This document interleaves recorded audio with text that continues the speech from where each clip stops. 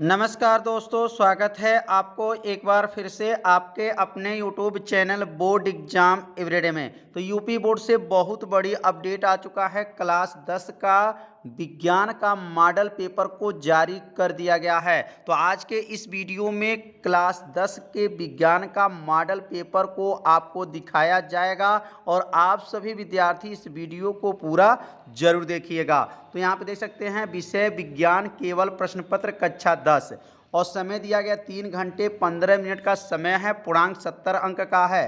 प्रारंभ में 15 मिनट परीक्षार्थियों को प्रश्न पत्र पढ़ने के लिए निर्धारित है। तो 15 मिनट जो है प्रश्न पढ़ने के लिए आपको समय मिलेगा। और यहाँ देख सकते हैं भौतिक विज्ञान का प्रश्न है। खंड क है, निम्न किसी वस्तु से बड़ा आभासी प्रतिबिंब बन सकता है? उत्तल दर्पण द्वारा, अवतल दर्पण द्वारा, समतल दर्पण द्वारा, अवतल लेंस द्वारा। तो यहाँ पर 4 ऑप्शन दिया गया है और 4 ऑप्शन में से एक ऑप्शन जो है सही है। तो अगले भाग के वीडियो में इस पेपर का संपूर्ण हल जो है वीडियो अपलोड कर दिया जाएगा। इसमें केवल मॉडल पेपर को आपको बताया जाएगा। अगला प्रश्न देख सकते हैं, प्रतिरोधकता का एसआई मात्रक है। 4 ऑप्शन दिया गया, ओम, मीटर का स्क्वायर है, कूलाम, वोल्ट मीटर, ओम है। तो इसमें 4 ऑप्शन, इसमें भी जो है 4 ऑप्शन में से एक ऑप्शन क्या है? सही है। वैद्युत धारा उत्पन्न करने की युक्ति को कहते हैं। तो वैद्युत धारा उत्पन्न करने को युक्ति को क्या कहा जाता है? जनित्र है, ए मीटर है, गैल्वेनोमीटर है, मोटर है। तो किसके माध्यम से जो है वैद्युत धारा को उत्पन्न किया जाता है? अगला प्रश्न देख सकते हैं, अभिनेत्र लेंस के फोकस दूरी का परिवर्तन किया जाता है। पुतली द्वारा, दृष्टिपटल द्वारा, जो है परितालिका द्वारा। तो यहाँ पर भी 4 ऑप्शन दिया गया है और 4 ऑप्शन में से एक ऑप्शन इसमें क्या है? सही है। तो सभी पेपर का हल अगले भाग का वीडियो जरूर देखिएगा। प्रश्न नंबर देख सकते हैं 2 का क, वाहनों के किस प्रकार दर्पण को पक्ष दृश्य दर्पण के रूप में वरीयता दी गई है और क्यों? मतलब वाहनों को किस प्रकार का दर्पण लगाया जाता है जिससे पीछे के जो है किसी वस्तु को देखने के लिए प्रयोग किया जाता है? मतलब कौन से दर्पण का प्रयोग किया जाता है? और यहाँ देख सकते हैं 2 अंक का यह प्रश्न है। अगला प्रश्न दिया गया, किसी लेंस की फोकस दूरी 15 सेमी है, वस्तु को लेंस से कितनी दूरी पर रखें उसके वस्तु को लेंस से 10 सेमी दूरी पर प्रतिबिंब बने। तो यहाँ पर देख सकते हैं विज्ञान का जो है यह फिजिक्स का न्यूमेरिकल है और ये 2 अंक का जो है न्यूमेरिकल दिया गया है। अब अगला प्रश्न देख सकते हैं। अगला प्रश्न दिया गया, जड़ा दृष्टि दोष क्या है, इसका निवारण कैसे होता है? यह प्रश्न बहुत आईएमपी है। कई सालों के बोर्ड के एग्जाम में पूछा गया है कि जड़ा दृष्टि दोष क्या होता है और इसका निवारण कैसे किया जाता है।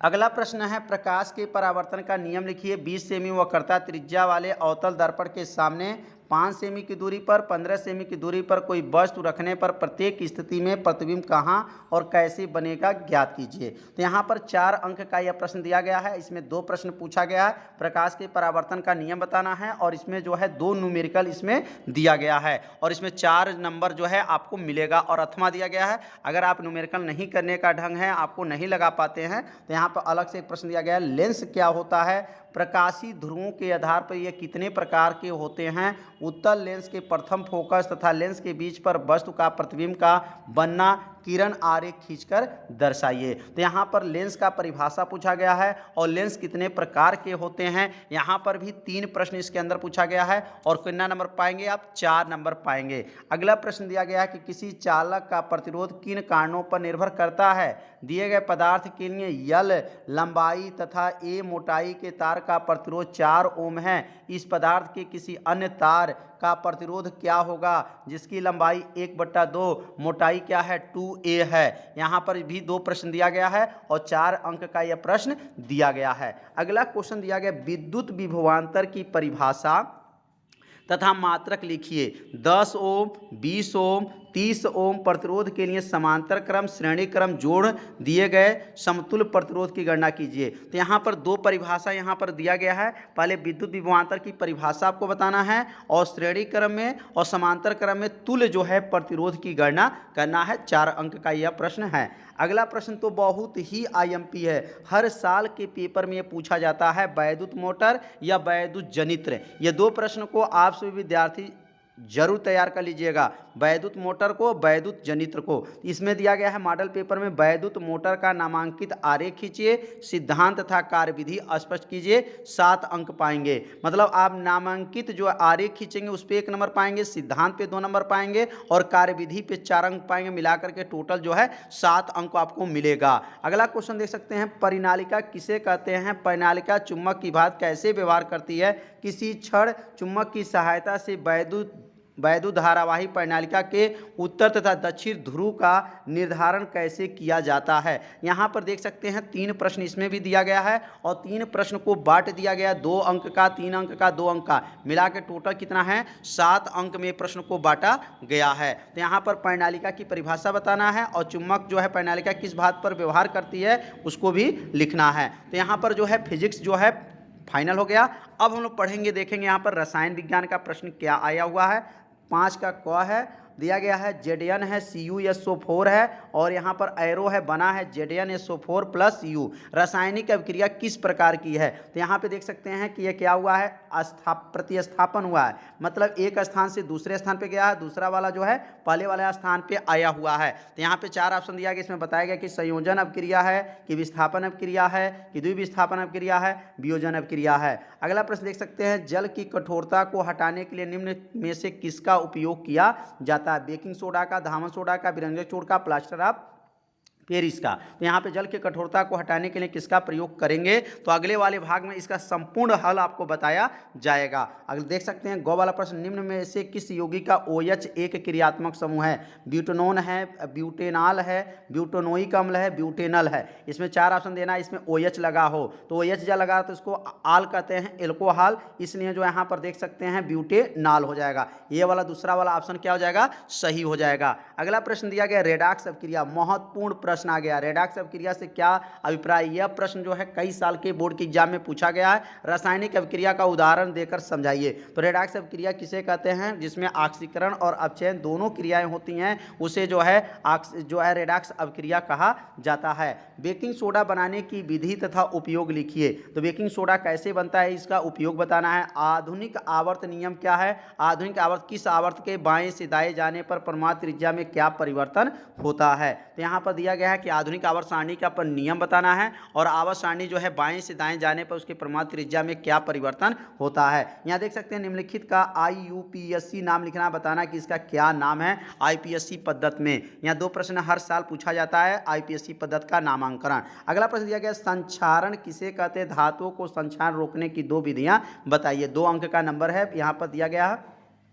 अगला प्रश्न दिया गया कार्बनिक यौगिक में प्रतिस्थापन अभिक्रिया क्या है? साबुन की सफाई प्रक्रिया क्या है? सजाती श्रेणी क्या है? यहाँ पे देख सकते हैं 7 अंक इस पे मिलेगा। क्या दिया है? कार्बनिक यौगिक में प्रतिस्थापन अभिक्रिया से आप क्या समझते हैं? साबुन में की सफाई की प्रक्रिया बताइए, सजाती श्रेणी बताइए। यहाँ पर 3 प्रश्न को जब हल करेंगे तो 7 अंक पाएंगे। अगला देख सकते हैं कि यहाँ क्या होता है, रिएक्शन आपको देना है। पहला दिया है एथेनॉल सोडियम के साथ अभिक्रिया करता है। अगला दिया है एथिल एल्कोहल को 443 के ताप पर शांत सल्फ्यूरिक अम्ल के साथ गर्म किया जाता है तो क्या बनेगा?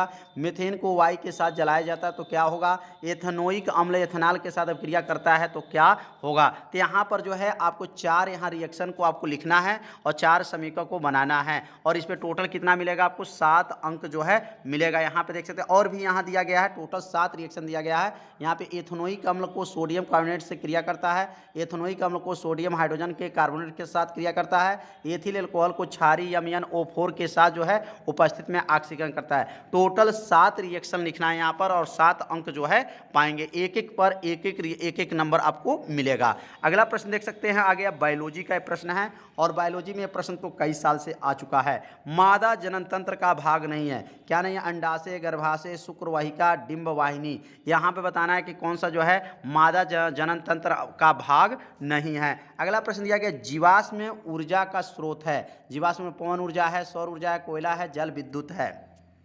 अगला प्रश्न है, पवन चक्कियां का उपयोग किन कार्यों को करने में होता है? यांत्रिक ऊर्जा, रासायनिक ऊर्जा, दोनों, इनमें से कोई नहीं। तो इसमें चार चार ऑप्शन दिए गए हैं, इसमें से आपका एक ऑप्शन जो है क्या है, सही है। अब अगला प्रश्न देख सकते हैं, वे पदार्थ जो जैविक प्रक्रम द्वारा अपघटित हो जाते हैं कहलाते हैं। यहाँ भी देख सकते हैं चार ऑप्शन दिया गया, चार ऑप्शन में से एक ऑप्शन क्या है, सही है। अगला परिभाषा प्रश्न दिया गया, स्वपोषी, यह भी प्रश्न बहुत है एमपी, स्वपोषी पोषण के लिए आवश्यक परिस्थितियों में कौन सी उसके लिए उप उत्पाद क्या है? स्वपोषी पोषण के लिए आवश्यक परिस्थितियां कौन सी है, इसमें उप उत्पाद क्या है? पुष्प के बीजांड का स्वच्छ नामांकित चित्र बनाइए। यहाँ चित्र बनाना है, जैव निम्नीकरण पदार्थ पर्यावरण को किस प्रकार प्रभावित करते हैं? 2 अंक का प्रश्न दिया गया है। अगला प्रश्न दिया गया, ये भी प्रश्न बहुत महत्वपूर्ण है, कायीय प्रवर्धन क्या है, उदाहरण सहित जो है वर्णन करना है। मादा जनन तंत्र का स्वच्छ नामांकित चित्र बनाइए, इसका संक्षिप्त वर्णन कीजिए। अगला प्रश्न दिया गया, लिंग गुणसूत्र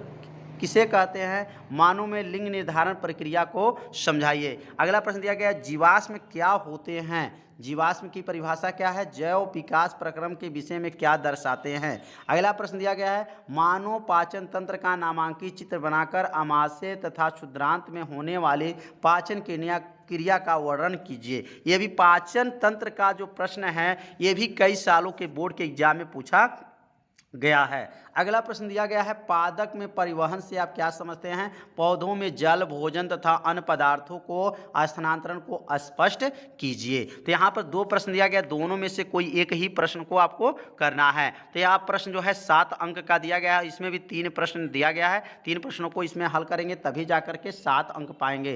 3 2 5 2 7, तो यहाँ 3 2 5 का मतलब इसमें 3 भाग दिया गया, 3 प्रश्न हैं और तीनों प्रश्नों को जब लिखेंगे तभी आपको टोटल 7 अंक मिलेगा। तो यह जो है विज्ञान का मॉडल पेपर था, इसमें संपूर्ण प्रश्न को बताया गया है। अगले भाग में इसका जो है संपूर्ण पेपर हल बताया जाएगा, एक एक प्रश्न को हल करके बताया जाएगा। तो अगला वाला वीडियो जो है आप सभी विद्यार्थी जरूर देखिएगा, और यदि आप चैनल पर पहली बार आए होंगे तो चैनल को सब्सक्राइब जरूर कर लीजिएगा, क्योंकि यूपी बोर्ड का पल पल का खबर इस चैनल के माध्यम से देता रहता हूं। तो मिलते हैं अब अगले भाग में, तब तक के लिए सभी विद्यार्थियों को नमस्कार।